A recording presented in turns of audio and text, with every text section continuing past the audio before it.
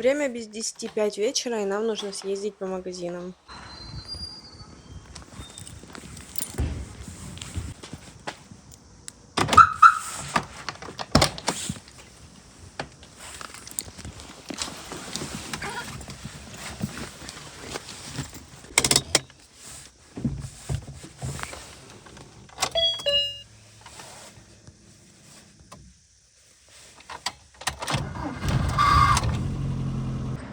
Первый магазин с маслом был закрыт, поэтому я еду в другой.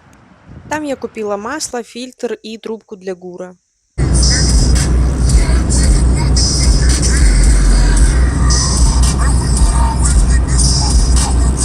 Здесь на моей машине меняются ленд-блоки продольных рычагов, а фары снова на переклейке. Ну а вечером мы поехали прогуляться по Ростову и домой спать.